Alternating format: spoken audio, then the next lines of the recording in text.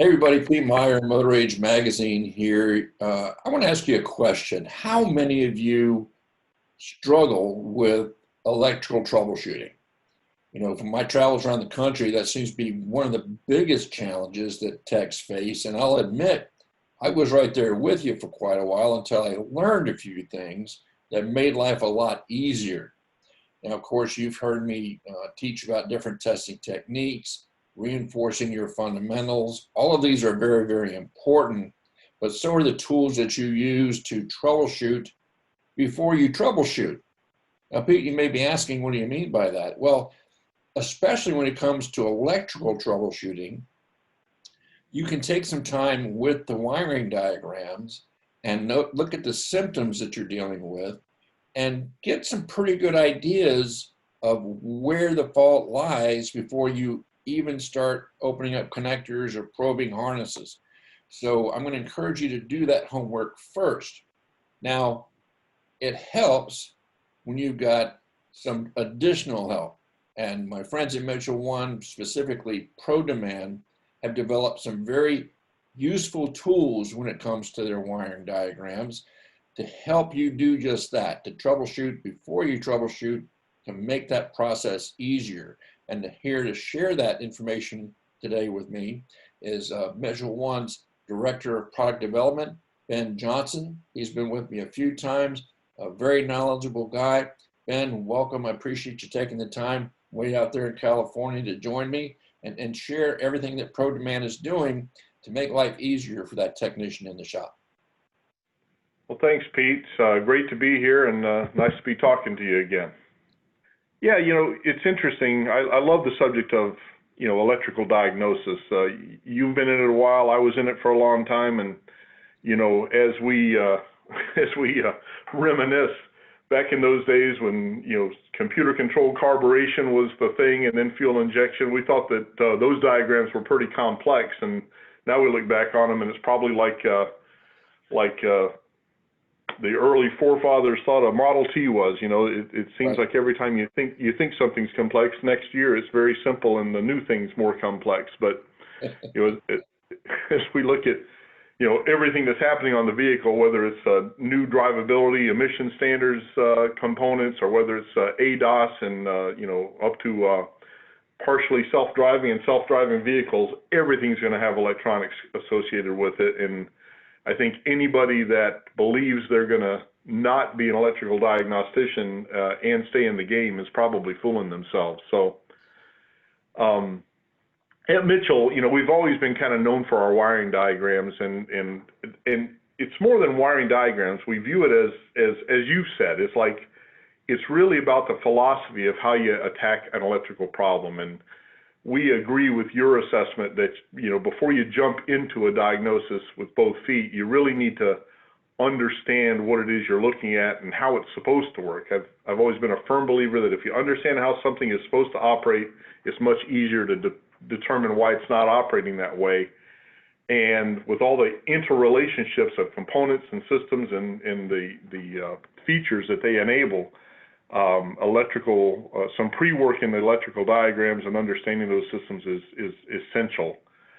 So we've been doing a lot of work on our diagrams over the last several years to make them to where, for the electrical diagnostician, they can literally use these things now as their homepage almost to navigate through the vehicle.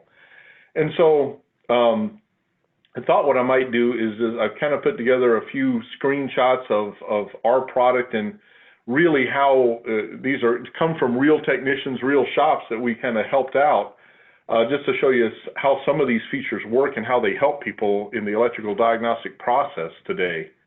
Pete, one of my favorite stories is, we had a shop, I won't pick on them with names, but they called us up and they had I knew the guy, I've known him for a number of years, good diagnostician. These guys they know their stuff. But they had a 2015 Camry in the shop, and the problem with the Camry was it ran okay, but like the dash was dead. Like the gauges weren't operative, the radio wasn't operative. There were a number of things that weren't working. The check engine light was on, but when they connect their scan tool, they got like no data, which is, you know, today that's like the technician, you know, the white face, oh my God, what do I do now, right? Because we've all gotten to count on that scan tool as kind of our center point into the vehicle, rightly so. But, you know, when there is no data, so they called me and they said, you know, this is odd because the engine's running fine, the car is actually running okay, but I'm just wondering if the ECM might be bad. And I kind of agreed with them. I said, that doesn't sound right. You know, let's check some things. So we had them check pin 6 on the OBD2 connector, which is really a digital pulse reading. You know, it's on the CAN bus, but it should, you know, typically if you just read it with a multimeter, you'll read somewhere between like 4 and 6 volts or something as it averages out. And it was just like zero, like not even you know, nothing on it. And the guy even tried, I think he tried a digital oscilloscope and got no reading at all, no indication there was any life on that pin, which had really gotten him, I think, to believe that the ECM must be bad. And so I said, you know, kind of to your philosophy, I said, let's take a look in the wiring charts and see what could be bringing that down. So we, you know, in this case, we've got a vehicle, but we really don't have a symptom that's searchable or a system that we're even really concerned about. So we just went in through our quick reference links to the wiring diagrams, and, you know, kind of like we were talking about earlier, you know, the cars we used to work on, you could probably get the whole wiring diagram on 2 or 3 pages. And now here's the table of contents for these diagrams for this Toyota. Right. So what I wanted to look at were these computer data lines, because basically it was my best guess. And so we brought those up and viewed them. And over here on the left is the OBD connector. I can zoom in on that. And we start seeing where pin 6 is. It's over here, this CAN high line, blue, and I've clicked it to highlight it. And then, so what I'm noticing immediately, because what I'm looking for here, Pete, is that any component that shares a connection with this could theoretically take that to ground and be killing our signal from the ECM, right? And so I wanted to make sure that that wasn't the case before we condemn the ECM. And first thing I see is that this wire goes into this junction block where it goes to a bunch of other components. Now, I can click on each of these wires individually, or I can just click on the component and highlight everything that those CAN lines go to. And so I start kind of looking and documenting, here's the power steering ECU, here's the steering sensor, here's some other things. I'm going to scroll this line down. Oh, it goes to another junction block yet, so I'll click on that and highlight it. And I'm just kind of documenting, here's the ECM actually, and here's the AC amplifier. These are things that theoretically I'm going to start having this guy just unplug to see whether or not the signal comes back. We notice that this line traces off the page, so we're going to go see where it goes to. And as I'm kind of rattling this off, the guy's on the phone with me. It goes up, and one of these lines goes to the radio assembly, what they call navigation receiver or radio and display. And he says, wait a minute. He said, the radio actually isn't the factory radio, Ben. And I said, well, you know, we might as well start there then. That's something we know has been touched. We don't know exactly why it would cause this, but and sure enough, he pulled the radio head out and he says, you know what? Behind the radio there was a one of these aftermarket little channel brackets that was meant to just support the weight of the rear of the radio. You know, we've all seen them. And because that radio didn't really have a place to plug the CAN wire into, they just kind of wrapped the CAN wire around that bracket. And over time, it had just chafed. And it literally, that was what took that line to ground. He just, like, even as he unwrapped it, he said, hey, the gauges just came back. Everything's starting to work. And then we got scan readings, everything started working. So literally, you know, just a little electrical tape and, and getting that thing away from that bracket solved his problem. But, you know, had he just, you know, dived in or, God forbid, replaced an ECM and found it wasn't the problem, you know, this notion of looking at the diagram, understanding all the different components that could impact it. You know, I've had a number of other shops that have called me where had a guy with it was a Buick that had one of the body modules was actually like around the rear bumper somewhere, and he lived in a state like I think it was Illinois actually, and salt had gotten into the connector on this module, and it had taken the whole day to bust down too. So this stuff happens, and by doing a little bit of upfront research, we probably spent,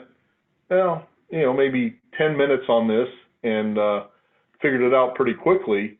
You could really dive into a multi-hour event of trying to solve this, right? Yeah, well, and I gotta say, Ben, it's like, as you've gone through the process that you use to help this shop, one of the things that I noticed, and I want to share with everybody who's watching, excuse me, it's not unusual on most platforms to have the ability to highlight a wire. But what I thought was unique is a few things. First, when you were able to click on the junction block and then highlight all of the associated wires at one shot. And the other nice thing, because I think in some of the other cases you highlight one, but that's the only one you get. If you highlight, another one, then that one the first one kind of goes away. Right.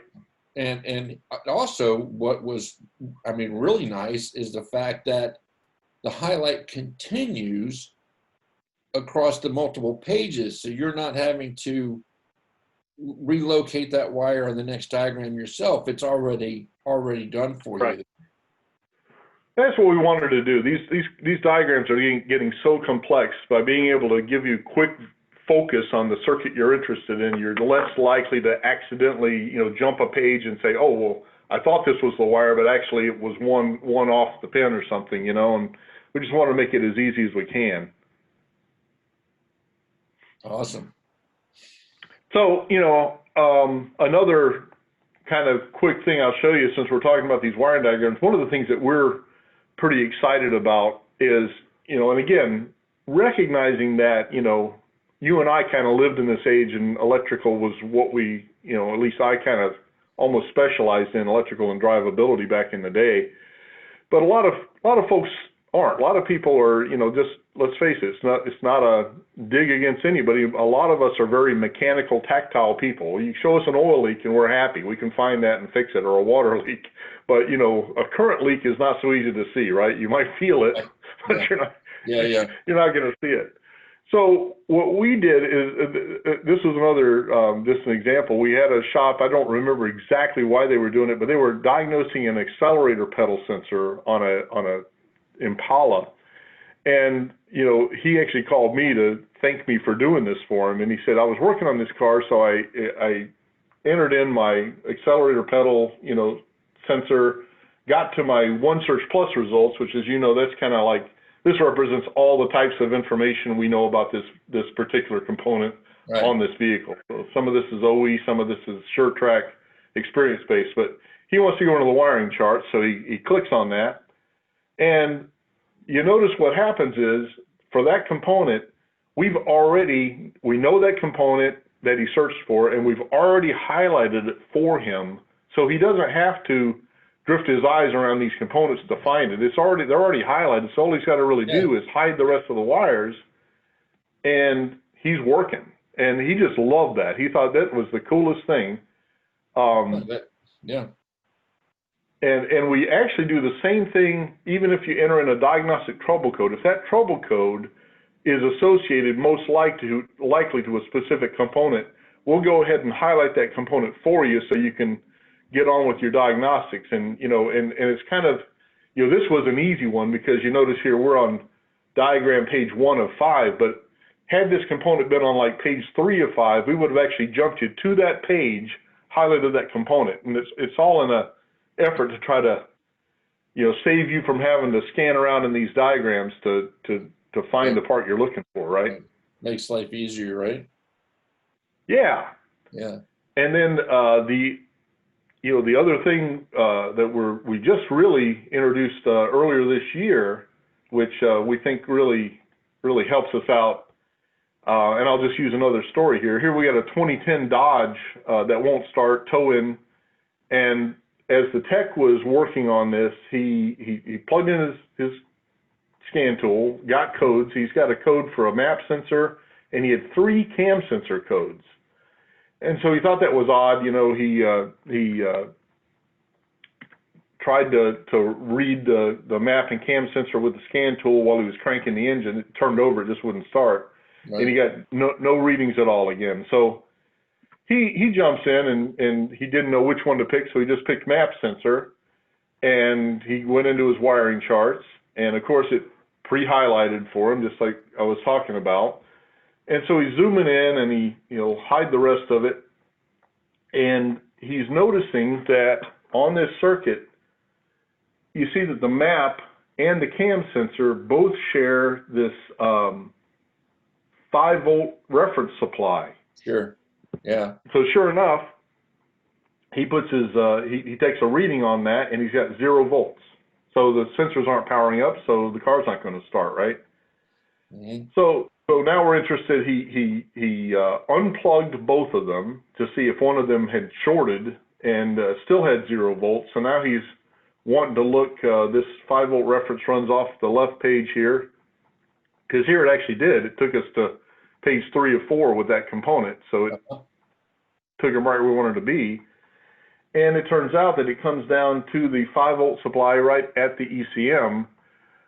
So very quickly, he's now suspecting the ECM may have a problem, because he wants to unplug the ECM and check to see if the wire is actually shorted to ground somewhere, or if the ECM itself has a problem. And here's kind of where it's cool, Pete, is you might have noticed that now most of the components on these wiring diagrams have this blue text, which indicates in our language that they're linkable or clickable. So now, now that he's interested in the ECM, remember we started this OneSearch Plus experience with a map sensor. Now we're interested in the ECM. He doesn't even know where it is on this car, so he wants to learn more about it. Now he could shut down the wiring diagram, go back into our ProDemand, type in ECM and search for it.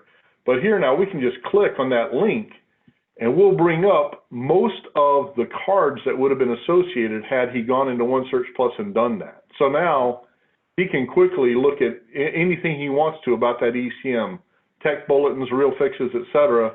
He wants to know the location, so he clicks there, and just as if he had entered it, now it shows him where it's at, and he can click the exit here to get back to this, and he can either click the X here, or he can click in the diagram to get returned to the diagram.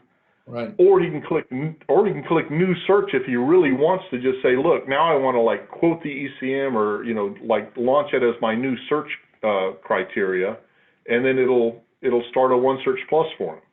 So it's all designed around. I mean, you can, and had out of that ECM, he went to another component. He could click around and literally not have to come back to this page until he's really ready to maybe go into the estimator and estimate the job, right? That's a big help. I remember when I was in the shop full time that if you wanted to move to a different layer, if you will, you really had to back all the way out and then go back in again. I like the fact that you can leave that page you were on active until you're done with it, and that's a big plus for sure. Yeah.